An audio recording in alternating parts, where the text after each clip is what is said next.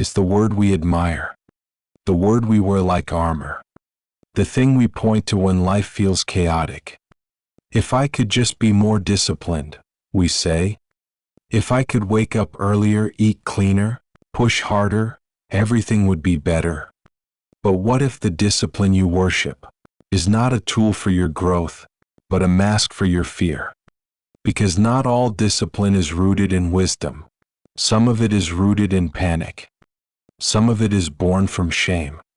Some of it is fear, dressed up as control. We are told discipline is the key to success. But no one asks, what's powering that discipline?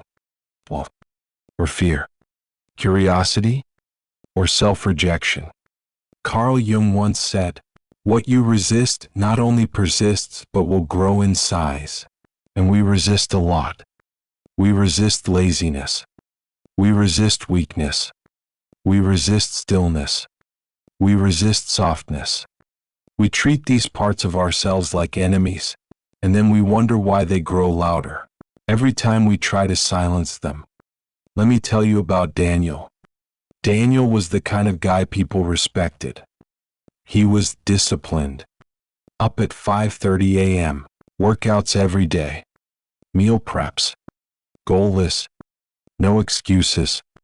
To the outside world, Daniel was thriving, reliable, driven, successful. But on the inside, Daniel was falling apart. He couldn't rest. Even on weekends, he'd feel guilty doing nothing. His mind would scream, "You're being lazy. You're falling behind. You don't deserve to relax." So he kept going. Faster, harder, stricter. But the more control he imposed on his life, the more out of control he felt inside. He developed stomach pain. He couldn't sleep without melatonin. He stopped laughing. He stopped creating. He stopped connecting. And he couldn't understand why. He was doing all the right things. Why did it feel so wrong? Because Daniel didn't choose discipline. He fled into it. He wasn't chasing goals. He was running from emotions, from the belief that if he ever slowed down, he would unravel.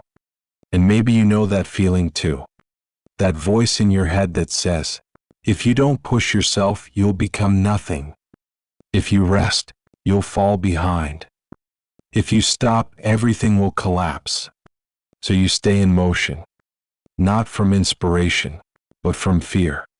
This is the shadow side of discipline. It's not that you're doing too much. It's that you've built an identity around the parts of you you're terrified to feel. What would happen if you rested for a week? Would the world end? Or would the feelings catch up? Feelings like emptiness, grief, unworthiness, loneliness, self-doubt. So instead you keep running from your shadow, from your softness, from your soul. But as Jung taught us, what you resist will only grow. And that's why your strict routines don't feel like freedom. They feel like prison. Here's the question no one asks about your discipline. What are you trying to avoid? Because true discipline doesn't feel like punishment. It feels like alignment. It doesn't silence your body. It listens to it. It doesn't force you through exhaustion. It adapts with compassion. True discipline is flexible, responsive, humane. It says, I choose this because I want to grow. Not, I force this because I'm afraid to be still. The problem is, we don't celebrate balanced people. We celebrate obsessed people. We make movies about the ones who grind all night, who never miss a day, who sacrifice everything. But we don't see what it costs them. Relationships, health, joy, presence, and sometimes they lose the very thing they were chasing, themselves. So if you find yourself stuck in a cycle of overwork, hyperdiscipline, and emotional detachment, pause. Ask yourself, who taught me that slowing down makes me a failure? Where did I learn that softness is weakness? What would happen if I stopped proving and started listening? Daniel asked himself those questions, and slowly he started healing. He didn't quit his goals. He changed his relationship to them. He replaced morning punishment with morning presence. He traded hustle culture for mindful effort. He stopped running from rest and started redefining what strength looks like. Not rigid, not obsessive, but rooted. And the truth is, you don't need more discipline. You need less fear, less shame, less hiding. You need more connection, more self-trust, more inner balance. Discipline without wholeness is just performance, but discipline with integration becomes power. So stop resisting what you're afraid to feel, because the parts you silence don't go away. They go underground, and they grow teeth.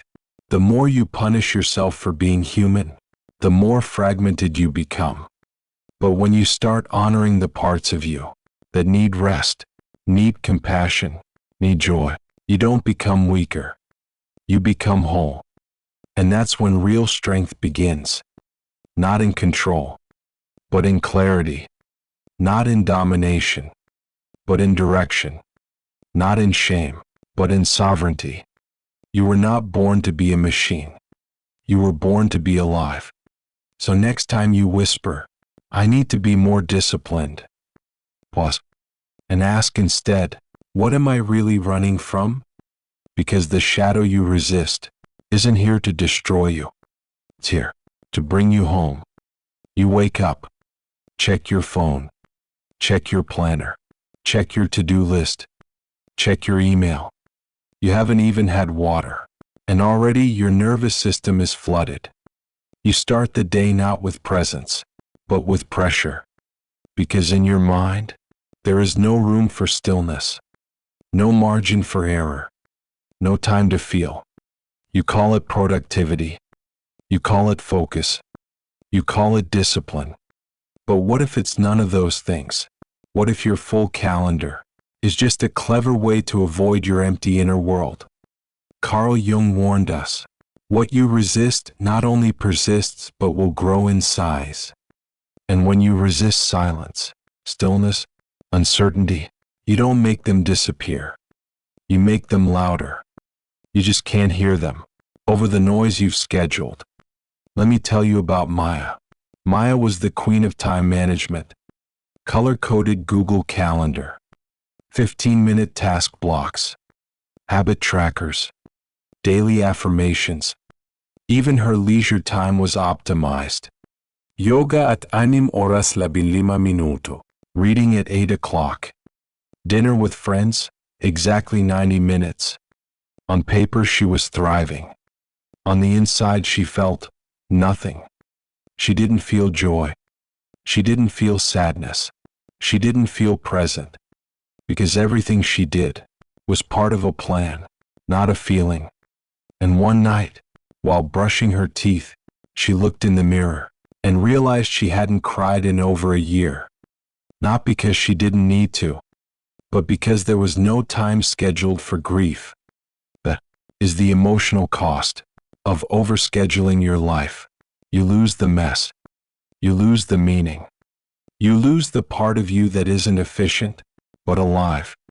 Our culture tells us, if you want to fix your life, organize it, plan it, track it, monitor it. But life isn't a project. It's an experience. And not every experience can be planned.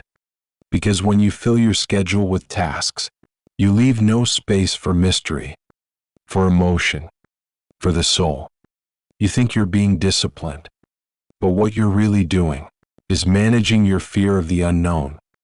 The fear that if you stop moving, you'll have to face what's underneath. Loneliness, disconnection, unprocessed sadness, a dream you abandoned, a truth you're afraid to admit. So instead, you fill the void with structure. You convince yourself that if you keep moving, you're winning. But what if your constant movement is actually a form of emotional avoidance? What if all that efficiency is actually how you run from emptiness? Jung called this the shadow, the part of the psyche you exile, but that secretly runs your life. And when your shadow is silence, stillness, feeling, you'll use productivity as a shield. But it's a heavy one, and over time it breaks you down, because you can check off every box and still feel behind. You can master every habit and still feel hollow. You can do everything right and still feel wrong. That's the paradox. Your planner might look perfect, but if your soul is exhausted, you're not living, you're just performing. So pause. Look at your schedule.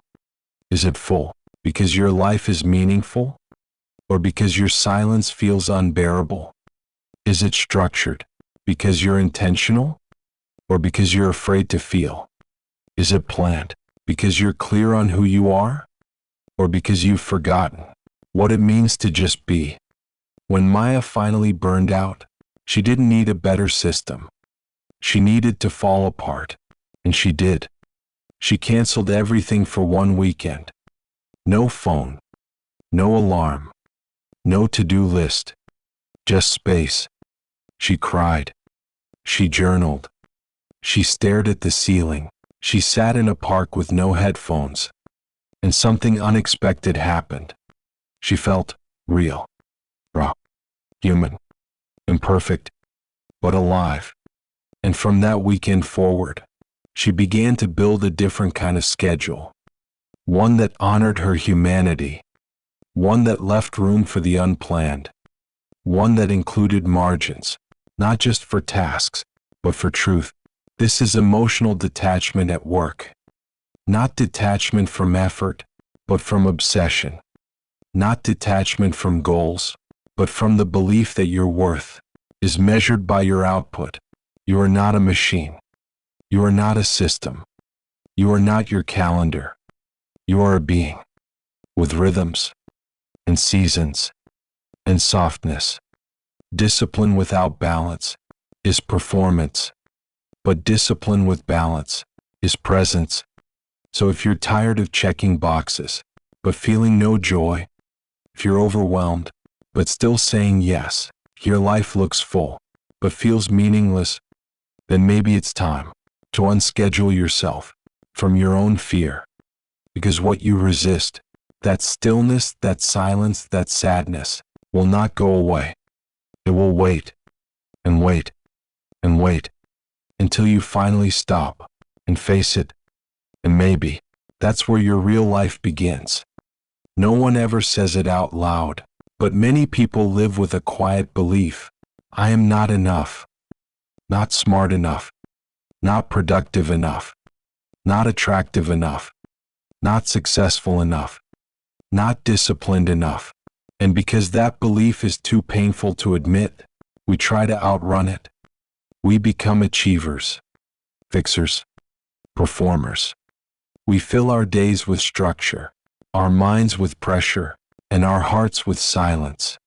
Because if we're always doing, we don't have to feel that deep, aching sense of unworthiness.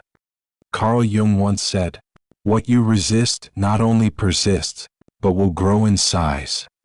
And what we often resist most is the shame of being ordinary, the shame of not being perfect, the shame of being seen as fragile, flawed, human. So we use discipline as our escape hatch. We believe, if I just work harder, wake up earlier, prove more, achieve more, then maybe I'll finally feel worthy. But worth doesn't come from checking off tasks. It comes from remembering you were never broken in the first place. Let me tell you about Sophia. Sophia had mastered the art of appearing strong.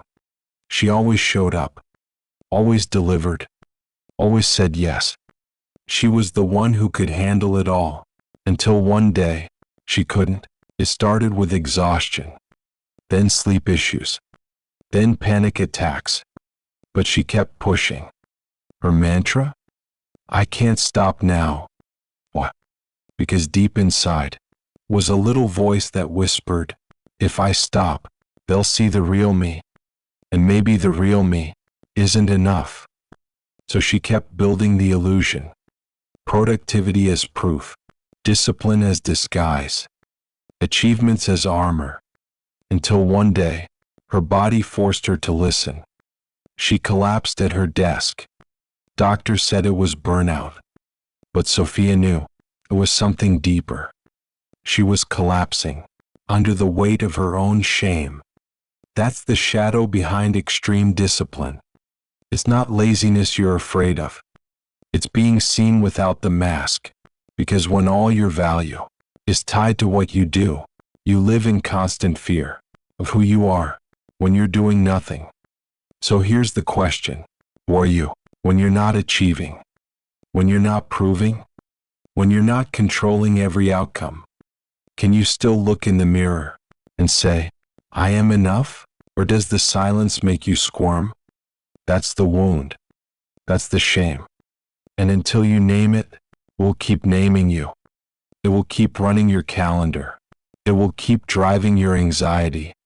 It will keep whispering, do more, be more, earn your place. But the truth is, you don't need more discipline. You need more compassion, because no amount of overachievement can compensate for a lack of self-worth. No goal hit, no body perfected, no salary earned will heal the shame you've been taught to carry. Only presence will. Only forgiveness will. Only self-acceptance will. Sophia began to heal when she stopped working for approval and started working from alignment. She asked herself, what if I already matter, even if I don't earn it? It felt foreign at first, uncomfortable, almost wrong. But slowly, she began to soften. She slept in without guilt. She took days off without explanation. She said no without apology. And the world didn't collapse. But the lies did. The lie that she had to earn love. The lie that being busy made her worthy. The lie that rest was weakness. Those lies died, so her truth could breathe. This is what detachment really means. Not checking out, but checking in. It's looking shame in the face and saying, you no longer run this show. It's rewriting the rules of value, from performance to presence, because if you only love yourself when you're winning, you'll never feel safe when you're resting. And if you shame yourself into discipline, that shame will infect everything you build. You'll reach your goals and still feel like a fraud. You'll get the promotion and still feel behind. You'll make the money, but never feel rich. Because what's missing isn't more drive. It's more dignity.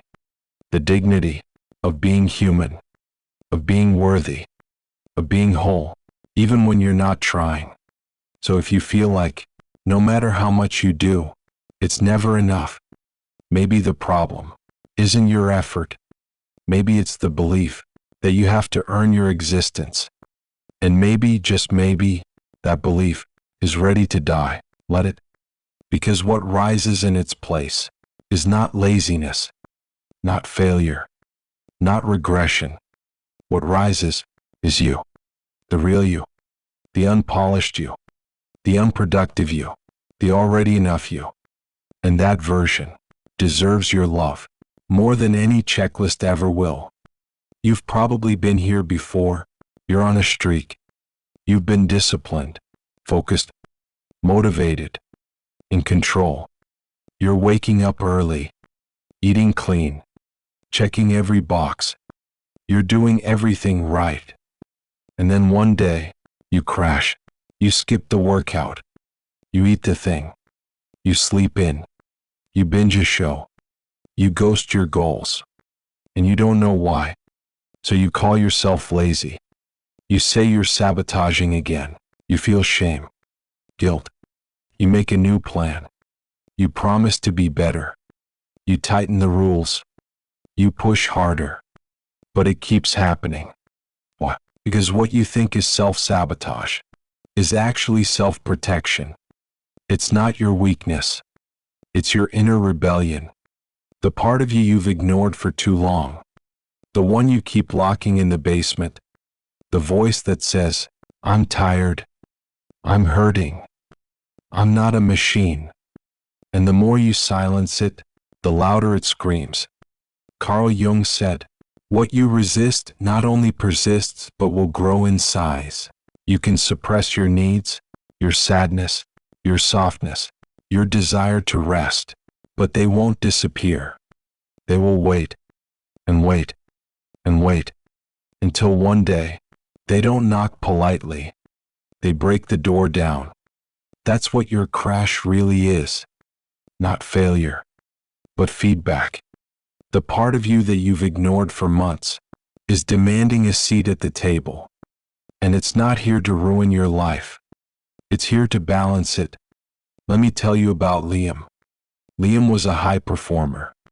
He loved self-improvement.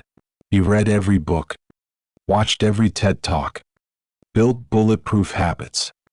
But every few months, he would burn it all down.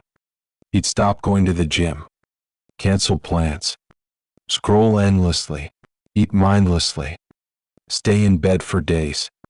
He didn't understand why. I was doing so well, he'd say. Why do I always ruin it? But Liam wasn't ruining anything. He was resisting everything. He was resisting rest. He was resisting softness. He was resisting joy without productivity. And resistance always has a cost. You see, inside every disciplined person is a hidden child who was never allowed to just be. So now, even in adulthood, they only feel safe when they're performing. But the child inside eventually speaks. It shows up as fatigue, as emotional numbness, as binge behaviors, as sudden collapse. That's the rebellion you're afraid to have. Because rebellion means releasing control. And control is the only thing that's ever made you feel safe. But safety built on suppression is not peace. It's pressure. And pressure always breaks. What if you stopped trying to outwork your humanity? What if you listened to the part of you that says, I don't want to do this anymore? Not to quit, but to recalibrate. Not to give up, but to come back. Because your inner rebel isn't a threat. It's a truth teller. It's the part of you that remembers what it feels like to play, to rest, to choose joy without earning it. But you've buried it under rules, routines, expectations, and now it's fighting to breathe. So it fights you, not because it hates you, but because it misses you, the real you, the one who wasn't born to perform, the one who used to wonder, who used to feel, who used to laugh without checking a box. That part of you still exists, but it won't be scheduled. It won't be tracked. It won't be optimized.